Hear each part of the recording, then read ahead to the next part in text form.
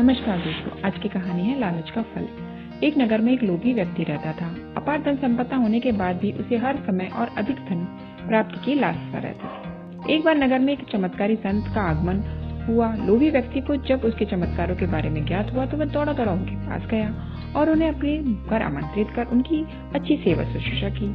सेवा से प्रसन्न होकर नगर से प्रस्थान करने से पूर्व संत ने उन्हें 4 दीपक दिए। चारों दीपक लेकर संत ने उसे बताया, पुत्र, जब भी तुम्हें धन की आवश्यकता हो तो पहला दीपक जला लेना और पूर्व दिशा में चलते जाना। जहाँ दीपक बुझ जाए उस जगह की जमीन खोद लेना, वहाँ तुम्हें धन की प्राप्ति होगी। उसके उपरांत तुम्हें धन की आवश्यकता हुई तो दूसरा दीपक जला लेना, जिसे लेकर पश्चिम दिशा तब तक चले जाना जब तक वह बुझ न जाए। उस स्थान से जमीन में गड़ी अपार धन संपदा तुम्हें प्राप्त होगी। धन की तुम्हारी आवश्यकता तब भी पूरी न हो तो तीसरा दीपक जलाकर दक्षिण दिशा में चलते जाना। जहाँ दीपक बुझे वहाँ की जमीन खोदकर वहाँ का धन प्राप्त कर लेना। अंत में तुम्हारे पास एक दीपक और एक दिशा शेष रहेगी, किंतु तुम्हें न उस दीपक को जलाना है और न ही उस दिशा में जाना है। इतना कहकर संत लोभी व्यक्ति के घर और उस नगर को प्रस्थान कर गए। संत के जाते ही लोभी व्यक्ति ने पहला दीपक जला लिया और धन की तलाश में पूर्व दिशा की ओर चल पड़ा। एक जंगल में दीपक बुझ गया। वहाँ की खुदाई करने पर उसे एक कलश प्राप्त हुआ। वह कलश सोने के आभूषणों से भरा हुआ था। लोभी व्यक्ति ने सोचा कि पहले दूसरी दिशाओं का धन प्राप्त कर लेता हूँ, फिर वहाँ का धन ले जाऊंगा।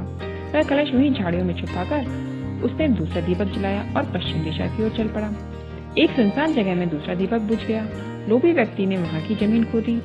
उसे वहाँ एक संदूक मिला जो सोने के सिक्कों से भरा हुआ था। लोभी व्यक्ति ने उस संदूक को उसी गड्ढे में बाद में ले जाने के लिए छोड़ दिया। अब उसने तीसरा दीपक जलाया और दक्षिण दिशा की ओर बढ़ गया। वहाँ दीपक एक पेड़ के नीचे बुझा।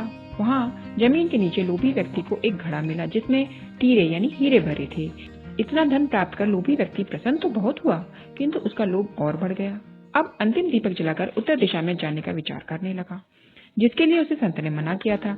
किंतु लोभ में अंधे हो चुके व्यक्ति ने सोचा कि अवश्य उस स्थान पर उन स्थानों से भी अधिक धन छुपा होगा जो संत स्वयं अपने पास रखना चाहता होगा।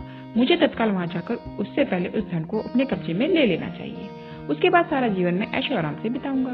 उसने अंतिम दीपक जला लिया और उत्तर दिशा में बढ़ने लगा।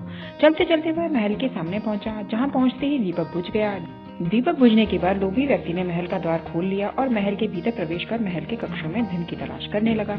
एक कक्ष में उसे हीरे जवाहरात का भंडार मिला, जिन्हें देखकर उसकी आंखें चुंधिया गईं। एक अन्य कक्ष में सोने का अपार भंडार धन देख उसका लालच और बढ़ने लगा। कुछ आगे जाने पर उसे चक्की चलने की आवाज सुनाई दी। वह एक कक्ष से आ रही थी। आश्चर्यचकित होकर उसने उस कक्ष का द्वार खोल लिया। वहाँ उसे एक वृद्ध व्यक्ति चक्की पीसता हुआ दिखाई पड़ा। लोभी व्यक्ति ने उससे पूछा, यहाँ कैसे पहुँचे बाबा?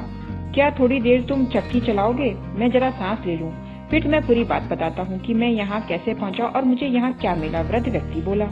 लोभी व्यक्ति ने सोचा वृद्ध व्यक्ति से ये जानकारी प्राप्त हो जाएगी कि इस महल में धन कहाँ कहाँ छिपा है, और उसकी बात मानकर वह चक्की चलाने लगा। इधर वृद्ध व्यक्ति उठ खड़ा हुआ और जोर जोर से हंसने लगा।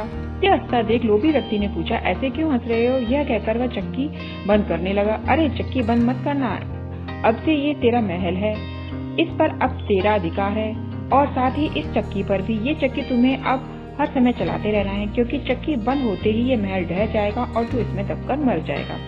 गहरी सांस लेकर वृद्ध व्यक्ति आगे बोला, संत की बात न मानकर मैं भी लोभवश आखिरी दीपक जलाकर इस महल में पहुंच गया था। तब से यहाँ चक्की चला रहा हूँ। मेरी पूरी जवानी चक्की चलाते चलाते निकल गई। इतना कहकर वृद्ध व्यक्ति वहाँ से जाने लगा। जाते जाते ये बताते जाओ कि इस चक्की से छुटकारा कैसे मिलेगा? लोभी व्यक्ति पीछे से चिल्लाया, जब तक मेरे और तुम्हारे जैसा कोई लोभी व्यक्ति यहाँ नहीं आएगा, तुम्हें इस चक्की से छुटकारा नहीं मिलेगा। इतना कहकर वृद्ध व्यक्ति चला गया। लोभी व्यक्ति चक्की पीसा और खुद को कोसता रह गया। सीख, लालच बुरी बला है। Thanks for watching. Like, share and subscribe.